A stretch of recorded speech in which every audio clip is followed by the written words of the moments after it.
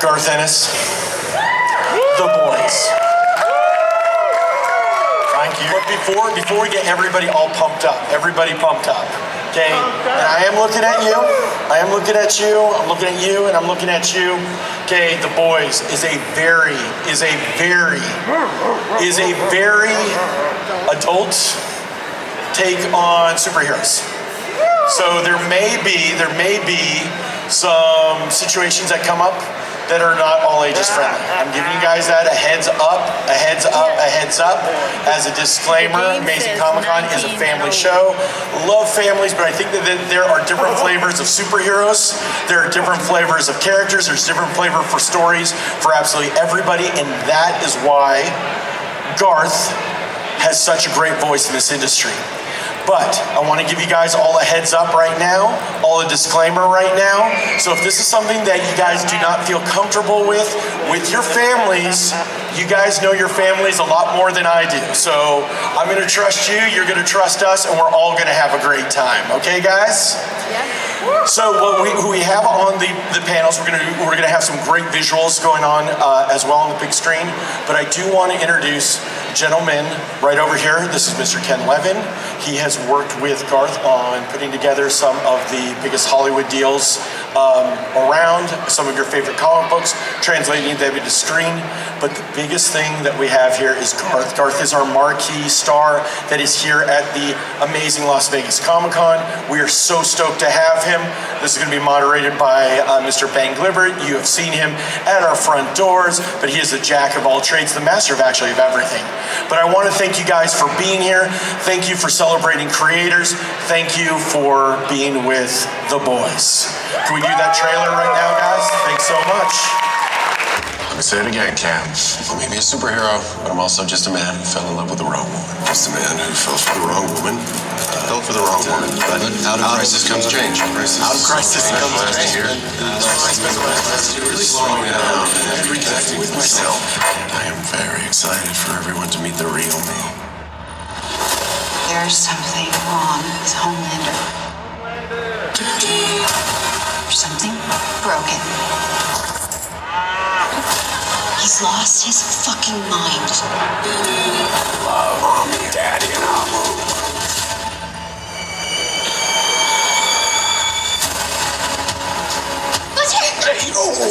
We've been on the straight and narrow all year. No killing soups, no drinking. Even followed Hugh Campbell's orders without strangling him. Now you're just being cruel. Or maybe you're not such an asshole. People have superpowers. But real power isn't this.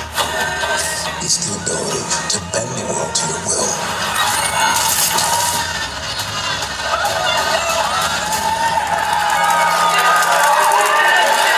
The gloves are off. Thought we could fight out the right way, but we can't. It's all rigged. We have to do it your way. We're all we've got. It's up to us. I think I have something. Maybe we can use it to blow Homelander's fucking brains out.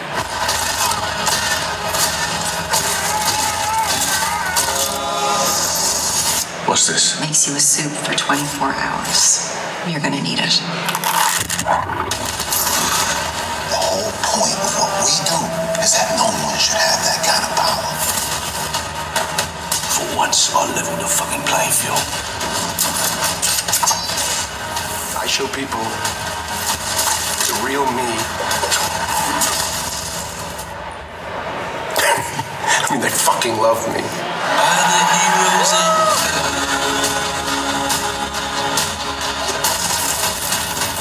Fuck. All right. Woo. Soldier Boy.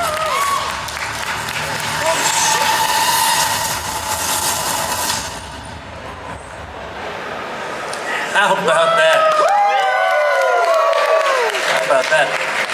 I see our AV team found the most toned-down version of the trailer. All right, so obviously if you're here, you're a big fan of The Boys. Who here has seen the most recent season of The Boys? All right. Now, I am an old fart, so I actually started following The Boys when it was still a comic. Who here has been reading the comic of The Boys when it started coming out? Some of us. All right. So I want to go back before we get into the TV show too much. And Garth, I want to start with the comic a little bit. Where did the idea for The Boys come from? I think it began probably not long after I finished Preacher, with my fascination with the CIA and other intelligence services and their ability or not to know what's going on in the world, in the shadows of the world, you might say, and their track record over the past 60 or 70 years being less than brilliant. I think I wanted to talk about that. And I wanted to talk about the notion of a CIA unit that would surveil superheroes on the basic assumption that superheroes would be a bad idea in the real world. The government, through the CIA, would have a unit assigned to look after them. Now, I knew from the beginning that the leader of the team was going to subvert that mission brief for his own ends. That's Butcher. But it took a few years for the thing to come to fruition. If I'm thinking about it in 2000, 2001, and it doesn't come out until 2006, in that period, I'm sort of letting the idea germinate, really. You get the Iraq War, so you get the highly dubious invasion of Iraq, based again on bad intelligence. You get the Katrina disaster. So there is this sense, this growing sense in the world of wrongdoing going unpunished and ordinary people being kind of abandoned. And that all feeds into The Boys and the idea of power corrupting and the corruption that it brings. And so when 2006 rolls around and I'm finally ready to do the thing, all this stuff has gone into the mix, and you saw the result. Absolutely, absolutely, and that really came through, especially early on. The Huey character is such a great point of view character that we're really getting to see some of that confusion right off the bat. And then when you say that you came up with the idea, it started in 2001 and then it didn't come to fruition until 2006. How twisted did it get between 2001 and 2006? Did you really find there was a lot more stuff that you could dig into, stuff that you could gross people out with? Generally, in that period, I was simply building up ideas of all kinds, so that by the time we were ready to go, big parts of the series were already kind of blocked in. That's unlike Preacher, where to an extent I was making it up as I went along. But with The Boys, by the time issue 1 hit the stands, I already knew how it was going to end, and I knew many of the major kind of parts of the story. I knew how the arcs would go. That didn't mean that I didn't leave myself some space to fill in some details as I went, but for the most part, I did have a strong idea of where the story was going. Right, that makes total sense. It feels very put together, very composed. And where did the idea for Herogasm come from? I just have to ask. Oh, that's simple. There was a shoe store in New York, possibly still is there, called Shoegasm. And I walked past and I thought, that's the stupidest bloody thing I've ever seen in my life. What a ridiculous, hang on. And that's where Herogasm came from. Okay, great. Now, I know Derek Robertson was your partner on this book. How much did he sort of bring to the table? How much did he involve? How involved was he in the early steps of the comic book? Let's see. I mean, you're going back a while now, but I seem to recall Derek did play his part. Of course, as the series came out, we had to bring other artists in because it was just too much for one guy to do. So it's safe to say that Russ Braun and John McRae in particular, who handled big chunks of the story, definitely had their own contributions too. 100%. Can you guys hear okay? Okay. Yeah, so I know that we're not going to stay the whole time on the comic book. So as we move from the comic book into the making this a TV show, the great TV show that it is, how did that, Ken, let's bring you in for a minute here. I know we've been having Garth chatted up here. I want to give him a break. Ken, tell me, where did you come in on this? How did you get involved with the boys? Well, I got involved with Garth because I was doing, in the middle 90s, television went from 5 channels to 50 channels coming off a satellite, and then 500 channels coming in on cable. And the independent comic book movement, which I had been one of the people that co-founded it and believed in creators' rights. And we were the alternative to, say, Marvel and DC, who are brilliant and do superheroes as well as they can be done, but that leaves a lot of room for everything else. That's what my company, First Comics, did and does.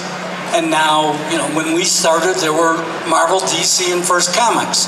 Now there's 380 comic book companies, and God love them all. I was a trial lawyer, flew around the country, tried $1 million cases, had my own law firm, and we eventually sold First Comics. A few years later, I bought it back, and in that period, these new television channels were coming up to creators and saying, Frank, I read your comic book, we love it. We'd like to make a television show out of it. Who's your guy? Comic book creators didn't have guys, they lived in caves. I was the closest thing to a guy anybody knew. I started working with Jimmy Palmiotti and Joe Quesada and Laurie Braddock on Event Comics. We made a deal with Marvel that allowed us to create books, because they were in bankruptcy, from 4 moribund characters that they weren't doing anything with. Ant-Man, Black Panther, Daredevil. That's how Kevin Smith got in the business through that.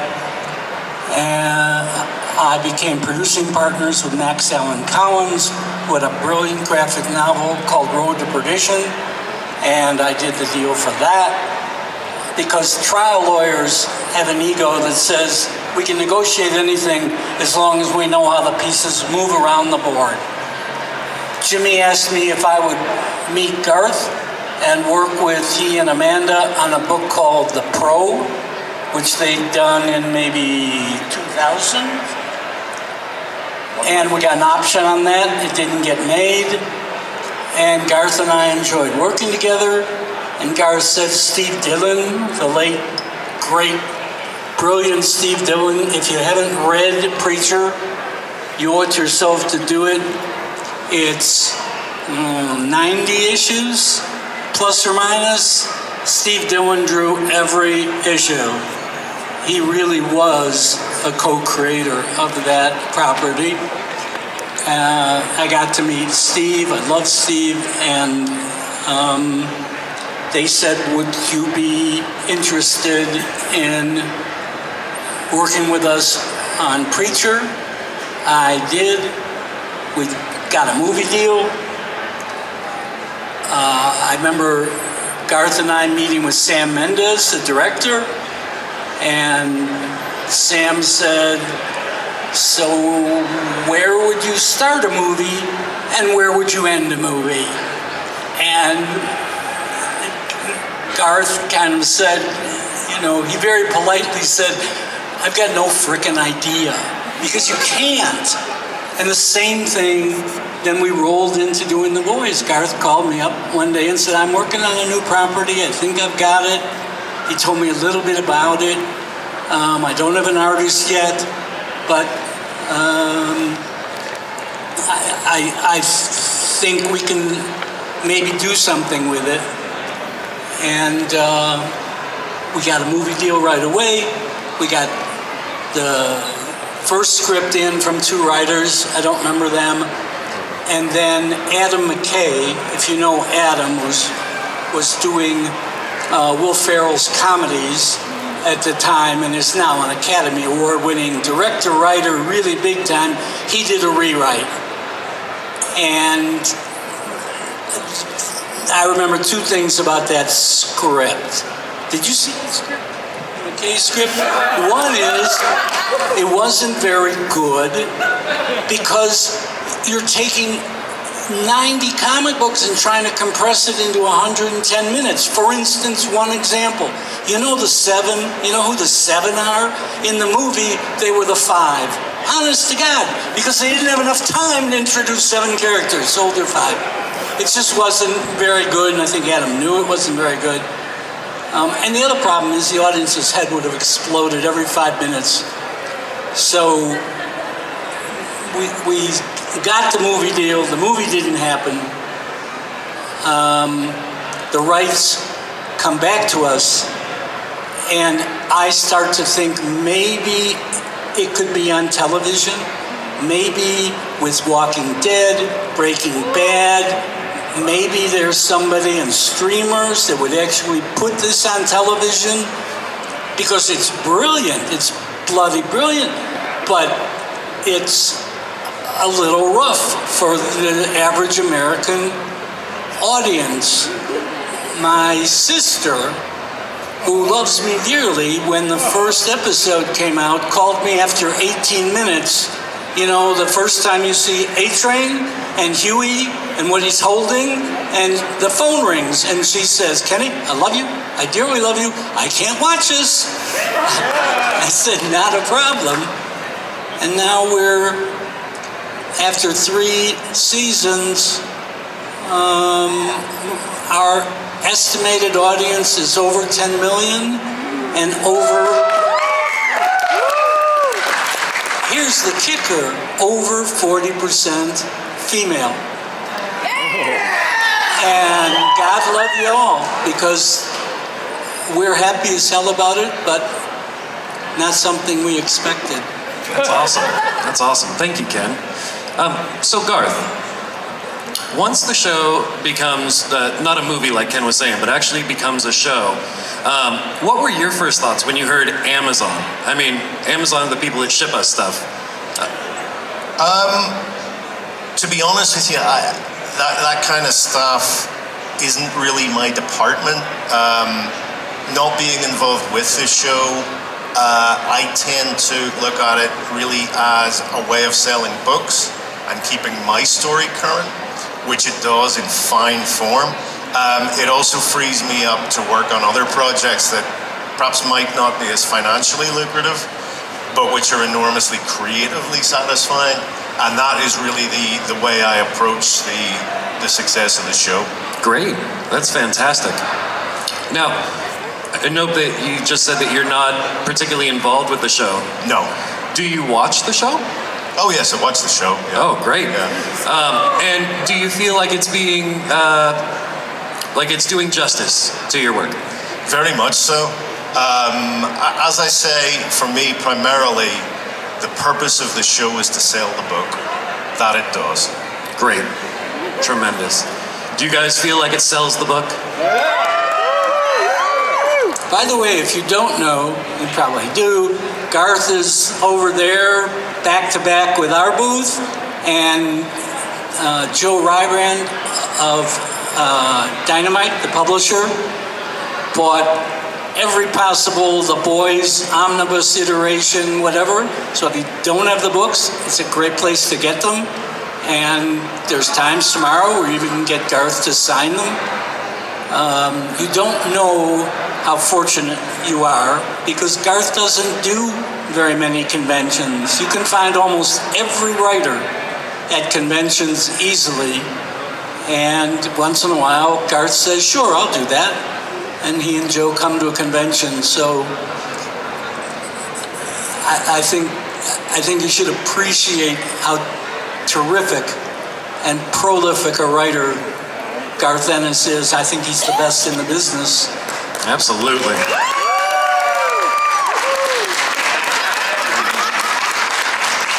Garth, I want to weave back into the book just for a minute. Sure. Do you have an arc that, I'm not going to say your favorite arc, but an arc that you feel has aged the best? Well, it would probably be my favorite, and it's Butcher's story. That was my favorite one to write. I loved going into his past, his gruesome past. I particularly like writing the character of his wife. I think those two together are my favorite characters I've ever written. That's why I went back recently and did a mini-series called Dear Becky, because I wanted to focus more on his wife, considering what happens to her and how long a shadow she casts over the whole series. She's not in it very much, and I wanted to go back and put that right as much as I could. But yes, it would be Butcher's series, I think, where we see him as a young Royal Marine. We see his upbringing in the East End of London. We see the few years of happiness he manages to grab with Becky. We see it all go horribly wrong, and then we see him slide into the world of the boys, where he, I'm sad to say, really kind of finds his destiny. Definitely. Now, do you have an arc that you feel has maybe, like, obviously you're not going to go back and change anything, but is there anything that you feel like maybe has not aged quite as well? No. Good. Terrific. So I could keep asking questions all day long, but I know that we have a full house here. So I want to make sure that we have time for our guests to ask a few questions, if you guys are okay with it. Yeah. Right. I just wanted to ask, would you consider going on the show? No. And just throw in there, my son and I finally just checked it out, the show, and we're going to be looking into the comics. You know, so far, everybody who keeps talking about you says things with the utmost respect. So honestly, we're looking forward to getting into the comic series. Great, thank you.